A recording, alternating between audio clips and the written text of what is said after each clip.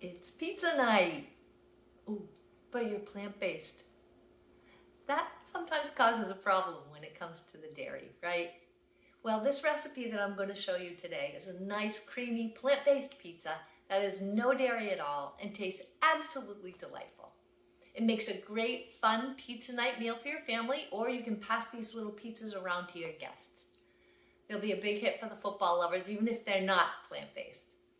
This easy recipe takes about 10 or 15 minutes to put together, and then you pop it in the oven for half an hour. I promise that you will be so pleasantly surprised at how good these little unusual pizzas really are. We're making our crust today with eggplant. I'm going to cut this eggplant into rounds, and we're going to use that as our crust. I know a lot of people say they don't like eggplant, but I challenge you to taste it like this as a pizza crust. It comes out nice and sweet. I have a 12-ounce can of pizza sauce here. I'm going to chop up some onion, garlic, mushrooms, and I have some nice sweet red peppers.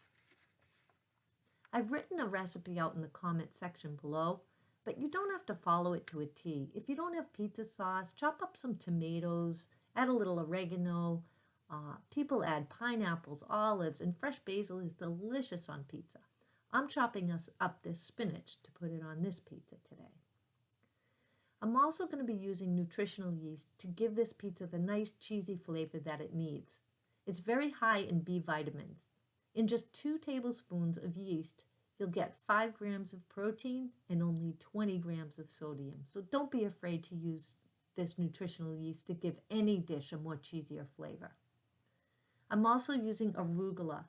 I'm going to chop this up and I'm going to throw it on the pizza after it's cooked.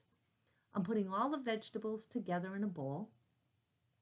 I'm spraying with a little olive oil. If you're going heart healthy, you can skip this olive oil step. I'm adding salt and pepper and 3 tablespoons of the nutritional yeast.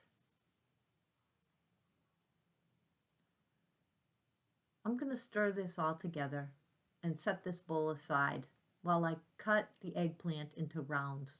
I did about a 1/2 inch thick. This is a big eggplant. You could buy smaller ones to make smaller pizzas. I'm laying them on parchment paper on a cookie sheet and evenly distributing the sauce, the veggies, and the yeast. Aren't these beautiful? My sister Nancy taught me this.